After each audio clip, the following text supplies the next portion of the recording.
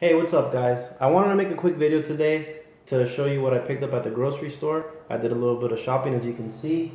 I did my shopping at Trader Joe's. It's a local grocery store. They focus on selling organic products at a low price point, similar to a Whole Foods. They're just a little bit cheaper. So I want to show you guys what I picked up and show you why I got a couple of the items I did. Alright guys, so the first thing I got was bananas. I got bananas because I love the way they taste. I've always liked them even before I was a vegan, and it turns out they're a staple in the vegan diet. They're super high in potassium. The potassium in them helps you regulate your blood pressure. It also helps with other cardiovascular things. I'll be going into more detail about each fruit and vegetable and how good they are for you and what their benefits are in some future videos, but today I just want to show you guys what I picked up. So bananas are great. I throw them into shakes. I throw them on top of cereal. I use them in my oatmeal. I mash them up. So they're very versatile for me, so I like to buy them, and I buy them in bunches. If they start to go bad, you can throw them in the freezer and they last forever. Another thing I got was some blackberries and some raspberries. The blackberries and raspberries I like to throw into shakes that have like greens in them, like kale and spinach and cucumber, stuff that don't really taste so good by themselves. When you throw these berries into them, they're very powerful, so they can change the flavor of the shake.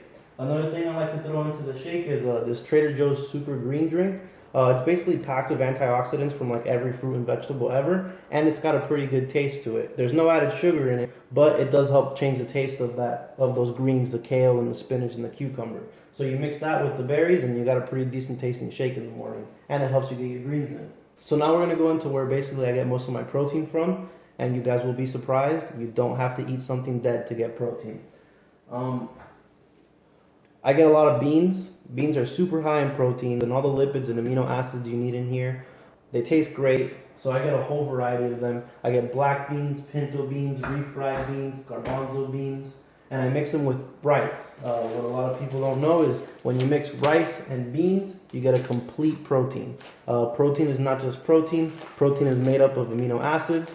So when you mix these together, you're basically getting a complete protein profile and a complete amino acid profile. So it's super good for you, and it helps you meet your protein goals for the day.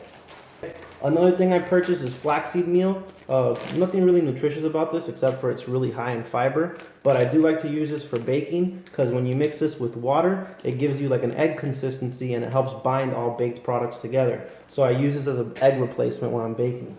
Another thing I use a lot when I'm baking is cocoa powder or cacao powder, however you want to pronounce it. Basically, this is unsweetened cacao powder. I use it in all my baked goods that I want to taste chocolatey. I also use it in a lot of my shakes that I want to give a chocolatey taste to, like the banana shake. I'll throw a banana, some peanut butter, and this stuff in there. There's no added sugar in this, and it gives the shake a chocolatey taste, so you guys should definitely check this out.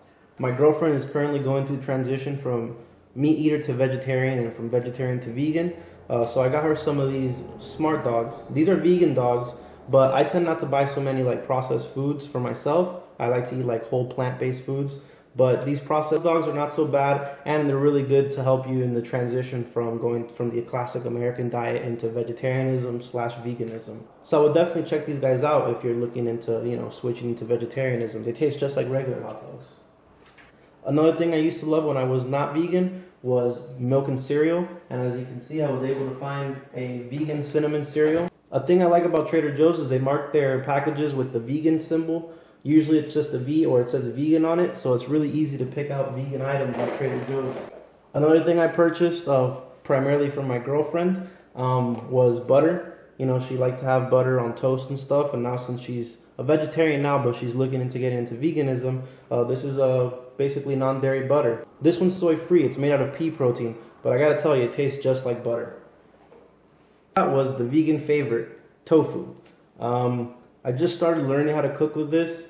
It's a little difficult to get used to. It's basically full of water, so what I like to do is press it to get out some of its water content, and then I crumble it. I'm able to make basically ground beef with it. I've cut it into strips or blocks and made curry out of it, so it's very versatile. You just got to learn how to work with it. I'll have a couple of recipes up on a video with tofu that'll make it really simple for you to get into making stuff with tofu. And this is a great way to get your protein in, and it doesn't taste that bad. It actually tastes like nothing. It tastes like whatever you season it with.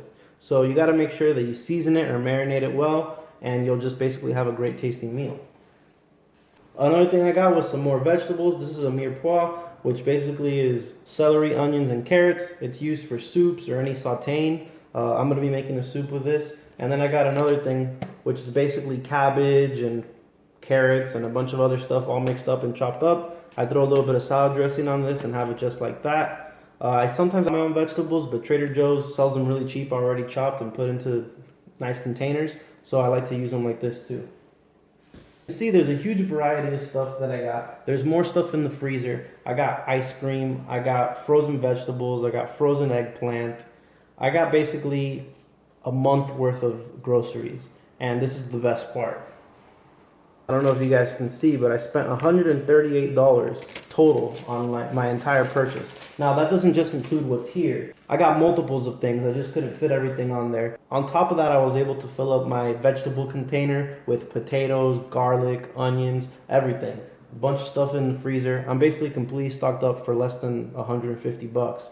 So anybody that says that shopping on a vegan diet is more expensive than a regular diet is just lying. Now I will say this, if you buy solely processed products like the hot dogs or the pre-made meats and all that stuff, it can get a little bit more expensive. It's just like buying a bunch of stuff from the freezer aisle at Publix. It will get more expensive than just buying the actual product. But if you're able to, just buy fruits, vegetables, and make your own stuff out of tofu and be creative, which I'm going to show creative, that's what I'm here for, to unlock that creative cooking genius inside of you. But you're going to be able to make anything you want, and it's going to be extraordinarily cheaper. So yeah, that's what I got in my shopping cart. If any of you think I did a good job or a bad job or have anything to say, let me know. I'd like to know what you guys think. If you guys also have shopping videos, link them to me so I can check them out so I can see what to pick up when I go shopping. So yeah, I guess that's it. So on behalf of me and all the Unheard Animal Voices, peace.